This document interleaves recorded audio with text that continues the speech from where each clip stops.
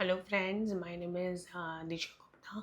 मैं एक practising chartered accountant हूँ। सी अभी आईटीआर का टाइमिंग चल रहा है। आजकल सब लोग आईटीआर भरने में लगे हुए हैं।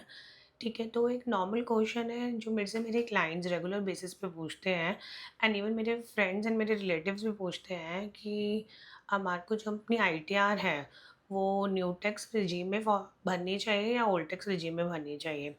जी देखिए, इस क्वेश्चन का आंसर ना मैं ऐसे ही नहीं कर सकती कि भाई आप ओल्ड टैक्स रिजीम फॉलो कर लीजिए या न्यू टैक्स रिजीम फॉलो कर लीजिए। ठीक है, एक अपने को इसमें कंपैरिजन देखना पड़ेगा और ये देखना पड़ेगा कि अपने को बेनिफिट कहाँ है। ओल्ड टैक्स रिजीम में ज़्यादा बेनिफिट है या न्यू टैक्स रिजीम में ज़्यादा बेनिफिट है। ठीक है, अब अगर देखा जाए तो अगर हम न्यू टैक्स रिजीम की बात करें तो वहाँ पे हमारे लोअर टैक्स रेट्स हैं। वहाँ पे standard deduction to salaried employed 75,000 है, जो कि ओल्ड टैक्स रिजीम में 50,000 की रहती है। एंड इसके अलावा अगर हम आफ्टर क्लेमिंग 87 रिबेट, ठीक है, जो अपना नो टैक्स है वो 12 लाख तक अपने को नो कोई भी टैक्स नहीं भरना पड़ता। ठीक है, अब अगर हम यही बात करें ओल्ड टैक्स रिजीम की कि उसमें क्या-क्या अपने को बेनिफिट्स हैं, उसमें अपने को चैप्टर 6 ए की डिडक्शन मिल जाती है। चैप्टर 6 ए में सारी एलआईसीज़, मेडिक्लेम सब कुछ कवर हो जाता है। ठीक है, अब अगर वहाँ पे 80C में जो भी आपने कोई एलआईसी कराई हुई है, कोई पीपीएफ में पैसा डाला हुआ है या फिर होम लोन का उसमें प्रिंसिपल रीपेमेंट भी कवर होता है। तो अगर 1.5 लाख का किसी का ब्रैकेट है तो वो पूरा कवर हो जाएगा। मेडिक्लेम जो कि आजकल हर कोई कराता है, ठीक है, तो उसमें वो कवर हो जाएगा, जिसमें इंडिविजुअल्स के लिए 25,000 के लिमिट्स हैं एंड सीनियर सिटीजन के वही लिमिट थोड़ी ज़्यादा है। ठीक है, उसके अलावा जो मोस्ट इम्पॉर्टेंट डिडक्शन हमारे को मिलती है that is home loan interest की, कवर्ड अंडर सेक्शन 24B। ठीक है, इसमें आजकल जनरली हम लोग घर लेते हैं, उसके ऊपर लोन लेते हैं, तो उसमें 2 तरीके से पेमेंट होती है। एक प्रिंसिपल रीपेमेंट रहता है, एक इंटरेस्ट रहता है। तो वो जो इंटरेस्ट रहता है वो कवर हो जाता है 24B के अंदर। ठीक है, तो उसकी हमें जो डिडक्शन है वो ओल्ड टैक्स रिजीम में ही मिलती है, न्यू के अंदर नहीं मिलती है अपने को।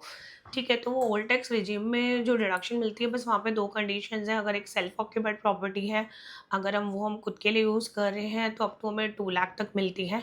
और वही अगर हमने वो वाला घर अपने को किराए पर दिया हुआ है हमने, तो उसके लिए अपने को जितना भी होल ईयर हमने इंटरेस्ट रीपेमेंट करा है, वो अपने को सारा का सारा मिल जाता है।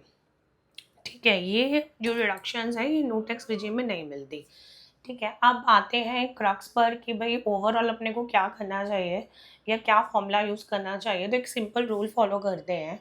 ठीक है, अगर अपने पास कुछ कम डिडक्शंस हैं या कुछ भी डिडक्शंस अपने को नहीं है, तो we should go for the new tax regime.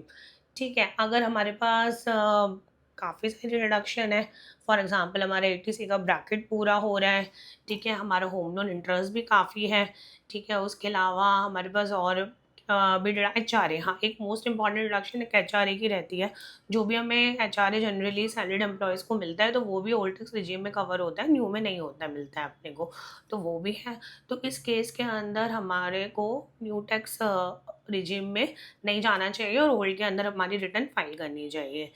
ठीक है, बाकी अगर फिर भी आप लोगों को कुछ डाउट है, ठीक है, एंड किसी को मेरे से कुछ पूछना है कि भई हाँ, आप लोगों को कौन से रिजीम में जाना चाहिए, कौन से रिजीम में नहीं जाना चाहिए, तो आप लोग मुझे कमेंट सेक्शन में अपना कंप्यूटेशन और टोटल इनकम बता सकते हैं।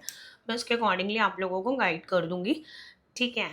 एंड कोई डाउट है तो वो भी आप लोग मुझसे पूछ सकते हैं। Thanks for watching.